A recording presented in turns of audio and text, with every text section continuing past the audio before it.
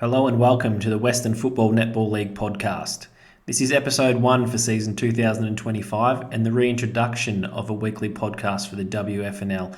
My name is Justin Jenvey and I'm excited to be recording this and very much looking forward to a big season of football and netball in the western suburbs of Melbourne. Our senior netball and senior football competitions both got underway in recent weeks, so we're keen to bring you greater coverage of those and more insight into the WFNL this season. We'll delve into results, chat to players and coaches, and keep you up to date with all the latest happenings across the league. I'm riding solo for the first part of this episode, but we'll hear from a few different voices throughout.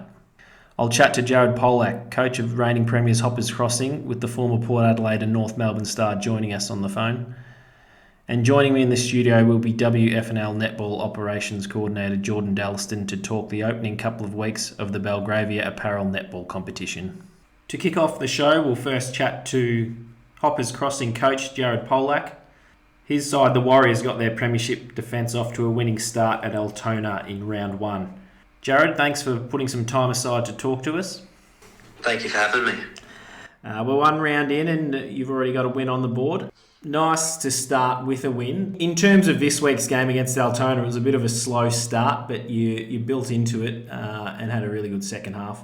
And probably relatively comfortable in the end. So you must have been pleased with that. Yeah, it was a very tough start. Off to a slow start. It's probably a bit like our trial games, and it was probably the building of connection and getting an understanding of each player. We know when we bring our best football, we can put on a big score pretty quickly, which was pleasing. After half-time, we were able to do that, especially when the game was in the balance. So it showed great growth within the group. It shows that really strong bit was in the third quarter where we broke the game open. We were able to put on a pretty big score very quickly, and we're just going to keep building that part of our game and I guess building the consistency of that third quarter for the whole game. And that's where we're at the moment as a group. We're just going to keep building consistency, and I guess when we do lose momentum, how we minimise their impact on the scoreboard. I think we got lucky with a lot of Altona's set shots missing early on, but I never felt like we were out of the game either. We just knew that we just needed to, get our game going and break that momentum. And as soon as we did that, we'll put on a score. So it was good that the boys knew that and understood what was asked of them, and they implemented it, and they did exactly that. I think you had 7 players who played in last year's grand final who didn't play against Altona. So you must have been pretty pleased with the performance. Yeah, absolutely. It was good to have a few guys there that don't quite have the experience, but still find a way to get the winning formula, which was great. You had a few debutants in round 1. Kane Hines and Lucas Fisher played their first senior games for the club. And then you had a couple of recruits in Clyde Milroy and Archie Van Wills run out. Good to give those first 2 guys an opportunity and get those new guys into the team early. Yeah, absolutely. Kane's had a massive pre-season, hasn't kicked a footy since under 12s, and he just shows you how much potential he has up his sleeve, and he'll keep continuing to grow and keep impressing. And then Lucas as well, 16-year-old, making a debut and coming out kicking 2 and not being scared of the contest. It shows the growth he's had over the pre-season, and he's setting himself up for a big year of senior football as well. Clyde Milroy and Archie Van Wills, I think both of them were named in your best, so you'd be happy with those additions? Yeah, absolutely. I think it's always hard having 2 new players coming in and trying to find their feet, but they've settled in really well, and they bought into the way we want to try to play. And I guess for us, the first few rounds is all about connection, because there's, I guess, a lot of new players, a lot of new pieces, and for us, the most important thing is that connection as a group, and how we build that over the next few weeks and build the energy around that. You obviously come into 2025 as reigning premiers. Do you come in with a different mentality than you did last year? How do you go about it? It's no different to how we came about it last year. Yes, there's the expectation that we are a true finals contender and if not a premiership contender.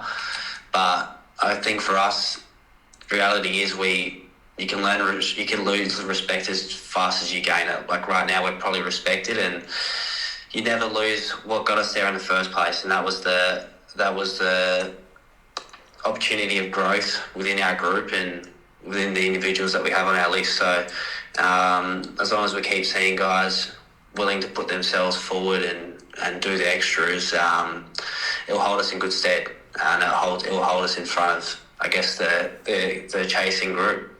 Just on last year, as a first-year coach, did you ever think you'd win a premiership in your first year? When you look at the list that we had last year, which is very similar to the year before, bar one or two players, I thought it was always there. They've always been a finals team. I think they played finals out of the last 10 years, missed one. So they've always had it in them. But yeah, it was good. We never doubted it. Even when we were 0-4, we always thought we were still a chance to play finals, and the guys always believed, and we believed in them. So we knew our processes, we knew the system that we wanted to play, and once it came together and we had those moments and it started to click, we knew that we could be a threat come finals. And yeah, we scraped in, which was the first step, and then we just had the momentum behind us that once we were there, it would be pretty hard to play against. And fortunately, everything just aligned for us to push hard, and yeah, everything came together on the last day. So yeah, it was perfect. There are a lot of loyal players at Hoppers Crossing, guys that have been at the club for a long time. Ashland Brown, Braden Ferrari, Liam McMahon, just a few of them, Corey Muscat. In terms of those guys, it must have been so good to see them achieve the ultimate team success.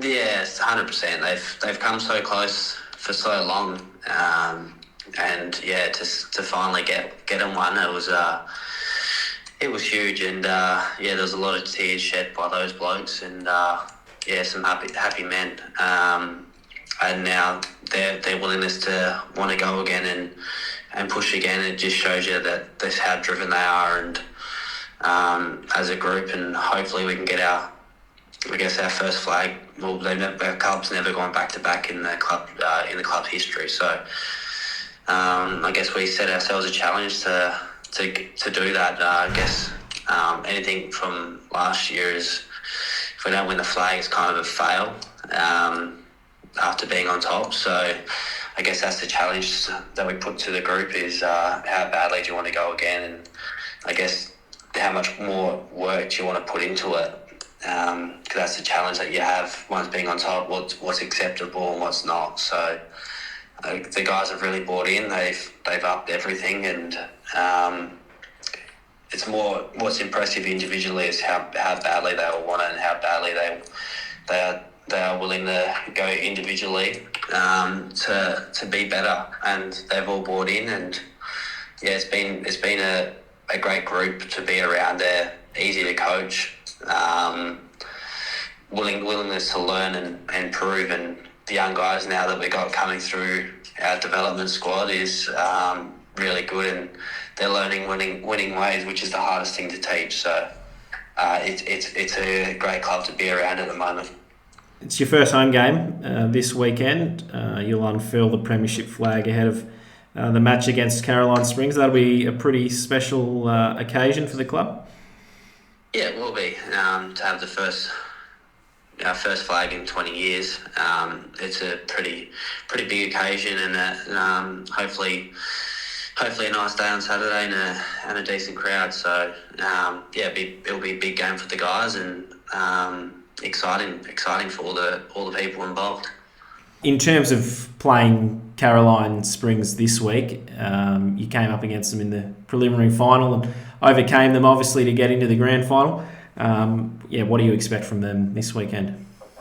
I think they're going to come out fighting, and I guess they've got a point to prove. They're probably one of the favourites this year. Yes, they had an unfortunate loss to Yarraville, but I guess they got a lot of new players on that side, and they're still building that connection with one another, and I guess if they kick straighter, they probably would have pushed them a bit more and put a bit more scoreboard pressure on. We can't take that first loss into any effect. We'll treat them the same way we treat them in finals. That we thought as a club they're the best team in the comp for the last couple of years, and it's been unfortunate one way or another they haven't quite got there, but we'll treat them with that same respect. Jed Anderson, Josh Pickus, Riley Fisher and Sam Clifford are some of the players that will come back into the team. I'm not sure if you can shed any light on when they'll be back, but I mean they're all pretty handy players that you've got to come back in. So you must be feeling pretty good about things. Yeah, exactly. We had a few out on the weekend. We've got some coming in this week, and we'll have Josh Pickus back, Jed Anderson back this week. So it's a great result for our club, and just looking forward to having them two boys back. It's a good position to be in with having the outs that we have and to get early wins, and hopefully another one this weekend. Just holds us in really good shape. This week you go up against another ex-AFL player who's now coaching in the league, in Brian Lake. Last week your opposite number was Travis Varco. It's a good selling point for the league to have some really accomplished coaches that played at the highest level to now be leading clubs in our league, but in community football. Yeah, it shows tremendous growth within the league as well. Not only with coaches but players coming into our comp.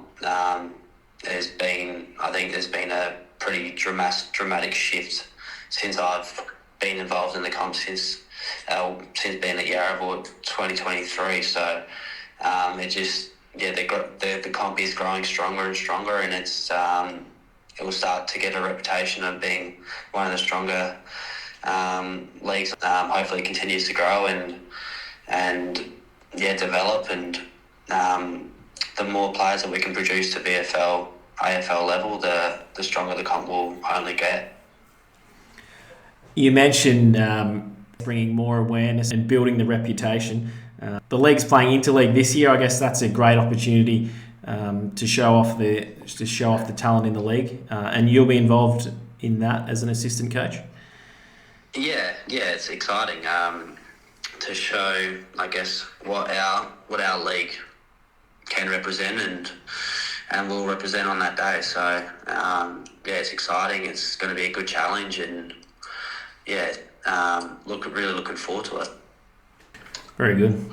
We've enjoyed chatting to you, Jared, and good luck this coming weekend and for the rest of the season.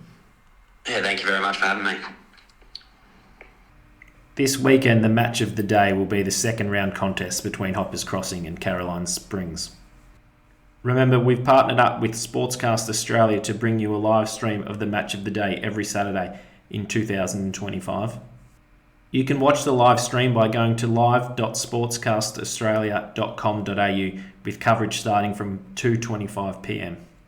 You can also still listen on the radio thanks to our friends at 88.9 Win FM. The radio broadcast gets underway at 1:30 p.m. Also this weekend, former AFL umpire and cult figure Razor Ray Chamberlain will be umpiring a match in the WFNL. Chamberlain, who officiated in 189 AFL matches including 3 grand finals before retiring last August, will dust off his whistle to umpire Spotswood's home game against Point Cook Centrals at Donald McLean Reserve. His comeback to umpiring coincides with raising awareness for men's mental health, and in particular the Male Hugs Kick a Goal for Mental Health event, which will be held at the MCG on June 20. Let's now talk a bit of netball, and to do that we're joined by WFNL Netball Operations Coordinator Jordan Dalliston. Thanks for joining us, Jordan. Thanks for having me. Now, Jordan, we're a few weeks into the 2025 Belgravia Apparel Netball Competition. Just talk about the competition structure this year. Yeah, it's been very busy off-season. Our biggest thing every season is court space, and the pressure was on to try and secure a facility. I was pretty lucky. Secured Parkville, so State Netball and Hockey Centre, and Eagle Stadium. So obviously still here at Whitten Oval, which we always have been since the inception. It's good to grow across two extra facilities. Our divisional split has stayed 7, which is great. We've got 4 new sides this year, Jordan. We've got Altona, Hoppers Crossing, Werribee Districts, and a non-affiliated club is coming in, Hobson's Bay. Tell us a little bit about those ones. Yeah, it's very exciting. I've been working really hard last season to help support our clubs to get netball up. I think when you're a football club and you want to delve into the realm of fielding a netball side, it's really daunting. And I've supported the clubs for the last year, so it's good to see something that the league is doing and it's finally coming to life. Hobson's Bay is an exciting addition. We've never had a non-affiliated club in the realm before, and they're a very big club out of Altona, based in Altona. So yeah, it's really exciting to see them and see what they'll do on the court against our very established clubs already. Just tell us a little bit about how many teams those clubs will field. Werribee Districts will field 4. Hobson's Bay will field 4. Hoppers Crossing will field 2. And Altona will field 3. So it's a really great result for those inaugural clubs. It's exciting for those clubs coming in, and I guess exciting for the rest of the competition to have a few new clubs and rivalries to, look forward to. Yeah. Yeah. It's something that I think this is the biggest growth we've had in terms of new clubs coming into the realm in one off season, which, like, keeping in mind that is only 6 months. So it's amazing to have that many people join. New players, new dynamics, new talented players that we've never seen before. It helps all of our divisions get stronger, and it brings some more excitement to the competition. In terms of players in the competition, and we've had in previous years WFNL players playing in the competition, and I understand we've got a few more joining clubs this year. That must be exciting. Yeah, I think our dynamic growth has been a big thing. WFNL is held here at the State Hockey Netball Centre, and obviously because our competition now plays there on a Friday, those players, it's easy for them. They want to join our clubs, they want to be seen, they want to have a bit of fun playing at local community level and it not be taken so seriously as it is at WFNL. So our Division 1 has grown immensely, and it is on the back of WFNL players joining us. They can now have WFNL players in Division 1, 2 and 3.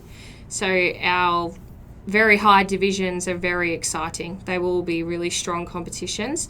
Let's talk Interleague, and this year, alongside Association Championships, we'll be fielding a senior Interleague women's netball team to take on the Southern Football Netball League on May 17 at Eagle Stadium.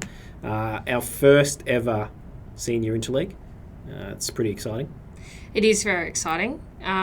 We've always done association champs, and look, we haven't always been competitive. It has been very hard to be competitive, but as the competition has grown and now this new element of Interleague, I think we have what it takes to take on Southern. Southern has a very established competition compared to us.